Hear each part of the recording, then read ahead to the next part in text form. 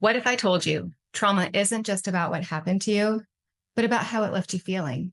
Well, today we're going to unpack how trauma impacts your brain, your body, and your sense of self, and how recovery can help you heal your wounds.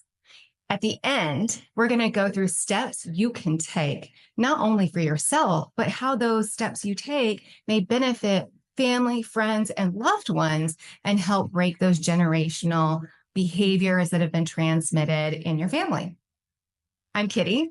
I am a trauma specialist in private practice here in Texas, and I make educational videos about mental health with real talk for real people. Drawing from my lived experience of trauma and recovery, along with my clinical expertise as an EMDR and trauma specialist. If you have any questions as we go, drop them in the comments and I'll get to them as soon as I can. All right, let's dive in. So Webster's Dictionary says that trauma is an emotionally distressing event. That's kind of an unsatisfying descriptor. It leaves out the lingering experience of trauma sufferers and those with complex PTSD or chronic PTSD. Now, Gabor Maté says it's not the event, it's the wound left behind. Well, that's true. And that kind of gets at it a little bit more. Let's see if we can do a little bit better, though. Judith Herman says that trauma is an overwhelming experience leading to powerlessness and hopelessness. Now, one of my favorites, though, is Resmaa Menakem, the author of My Grandmother's Hands. And he says that trauma is a wordless story the body tells itself about safety and trust. He also says trauma is too much, too soon, too fast.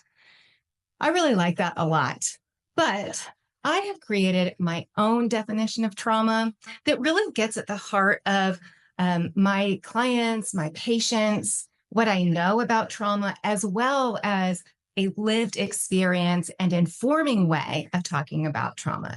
Trauma is an emotionally disturbing or distressing event that remains in an activated state in our bodies, causing emotional flashbacks from the past impact the present, leading to unhealthy coping strategies.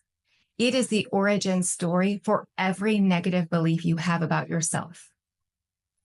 It's when you had to abandon yourself to meet the needs of another in order to remain physically, psychologically, emotionally, and spiritually safe, creating a dissonance and incongruence between what we logically think and know versus what we have an embodied felt sense or belief in what we know. Kind of think of it like what our prefrontal cortex knows and what our body and animal brain believe to be true. It doesn't actually matter if this is a real, threatened, or imagined event. Your brain and your body can't tell the difference. So in some ways, trauma isn't the event itself. It's the emotional wound that lingers after the event that shapes your sense of self and safety and understanding of your place in the world around you. Many, many times, it's when we have an experience and we're dysregulated and we're activated and we're invalidated. Our experience and our feelings are shut down, invalidated, and minimized. Then we're like, oh my gosh, I'm freaking out, right? So knowing that it's often the way that the event is handled afterwards with emotional invalidation, this signals to our animal brain that we are alone in the world and that our felt sense of the experience of the event is wrong, weird, not normal, and that we can't trust others to be there when we need them. So we keep trying and trying and trying to get that emotional connection and validation. So that can be the difference between somebody saying, quit your crying, I'll give you something to cry about, or that was really hard. Let me regulate you, connect with you, and then we'll make a new plan moving forward. Your nervous system stores trauma as an unresolved, ever-present wound, not just a memory. It stays stuck in your short-term memory and isn't metabolized and processed through into our long-term storage. So that means that the emotionality stays active, But when we actually fully process the things that have happened to us, that takes the emotional intensity of it down to zero. And we can think logically about what happened to us. We can make sense of it, make meaning of it that isn't maladaptive in nature. There's a split between your logical and emotional understanding that keeps you stuck in survival mode. So logic brain keeps moving forward in time without allowing for all the parts of our brain to metabolize and process what happened. Each part of the brain, your hippocampus, hypothalamus, amygdala, prefrontal cortex, it all metabolizes information coming in and what happens to us at different speeds and rates. So if we have an experience and somebody says, quit your crying or I'll give you something to cry about, logic brain makes an assumption about what that says about us in the world and then judges the emotion brain and animal brain and the body's reaction for that, even though they just need a little bit of time to catch up, right? So that is where we find further feelings of shame and disconnection. It really comes down to it's how your internal system reacts to whatever is happening and whether those reactions are met with shame or support. It may surprise you to know that there are a lot of people who have experienced pretty horrific things. And when those things are handled well for that person, as best can be, as best can be accommodated for, that may not metabolize into a traumatic experience. I know, it's pretty crazy.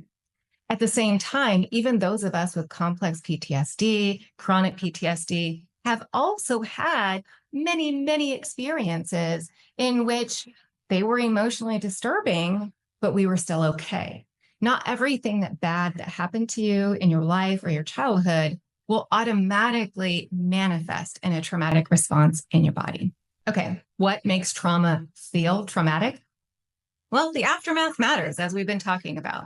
That invalidation after trauma teaches parts of your brain painful beliefs like I'm unworthy, I don't matter, I'm in danger. And one way to think about it is that these beliefs can best be conceptualized or understood as the difference between what you logically know to be true, like the existence of gravity and the planet Earth, and what you believe to be true. Like when you have a gut feeling about something, this embodied felt sense of belief is not logical in nature. So just thinking about it through with logic isn't necessarily going to work to get over what happened to you. So one way to kind of think about this is say you're in a fender bender and maybe it's your first fender bender and you're young. Let's say you're 17, 18 years old. It's your first time going through something like that. Now, let's say an adultier adult, right? Someone older than you who's maybe had more life experience or multiple accidents or had a car accident in which it was much worse than the fender bender you had, right? They're speaking from that perspective and they may say, it's not that big of a deal. Well, sure, maybe in the grand scheme of things, it's not that big of a deal. But when it's your first time, it is a really big deal, right?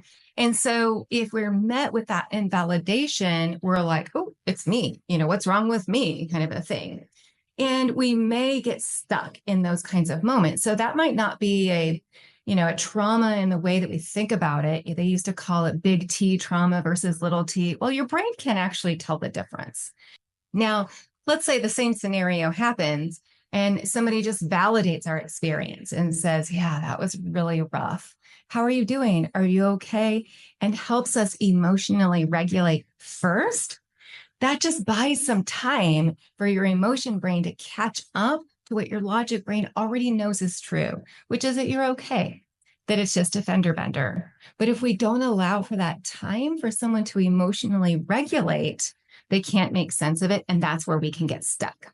When we get stuck, those responses look like things like flashbacks, emotional reactivity, panic attacks, thinking about our car accident person who just had a fender bender. They may have had hundreds of hours of driving perfectly safe in which nothing happened. But if this stays stuck in their brain, then they're going to keep having a reaction to that negative belief of I'm in danger. We then make adaptations in our behavior, and some of them are in our nervous system. We might engage in perfectionism, people pleasing, self criticism, or develop something like depression or anxiety. These reactions are protective parts working overtime to shield you from more pain. Okay. So, how do we heal? Well, the first step is watching videos like this, becoming aware of trauma in your life, becoming aware that there's a problem, or aware that we're having some reactions that might be a little outsized for the situation we find ourselves in. Just noticing how trauma shows up in your life, whether that's through emotional flashbacks or coping mechanisms, actually can start the process of healing all on its own. Because anytime we think about something, we're either doubling down on it in our brain, we're opening up that network. And when the network is open, that's when it's in a changeable state in our brain. Another thing we can do is go to therapy. There are multiple trauma-informed therapies. You could do EMDR, which is actively reprocessing the traumatic memories so your brain understands that the danger is over. There's internal family systems. And in that way, we get curious about the parts of you still carrying the wounds over what happened to you. We can offer them compassion and healing and give them the emotional validation that they didn't get before. And oftentimes when we do that, the system starts to calm down. The other thing that we can do is reframe our recovery. So trauma recovery isn't about erasing the past. It's about reshaping how it influences your present. So remember, when we reprocess that trauma, it takes it out of this emotionally active state into a calm state. So no matter the modality that you're doing, even if it's hypnosis, right? We're not rewriting the past. You are going to keep your memories for good or ill, right? So maybe sometimes we want to forget. But what happens when we do this is that we keep our memories, we own our story on our terms, we make the meaning that we choose to make from what happened to us and move forward with intentionality. And here's the thing I really want you to know. Healing is possible. It's not just for you. It breaks a cycle for everyone involved in your life, whether that's future generations, nieces, nephews, pets, and animals. Because the truth is, you were not born hating yourself. You were not born thinking that you're dumb, that you're in danger, that you don't matter, that you're ugly, damaged, shameful, unworthy. None of those things. You were not born thinking that. You learned them through your life experiences. You're holding on to the pain, maybe in fear of, I don't know who I am without it. Maybe you're holding on to it because you don't know what else to do and you need some help and support and you haven't had that yet. But at the end of the day, healing is possible for everyone. All right.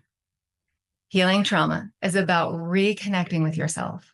When you take steps to unburden these wounded parts, you're not just reclaiming your life, you're also paving the way for a more compassionate world.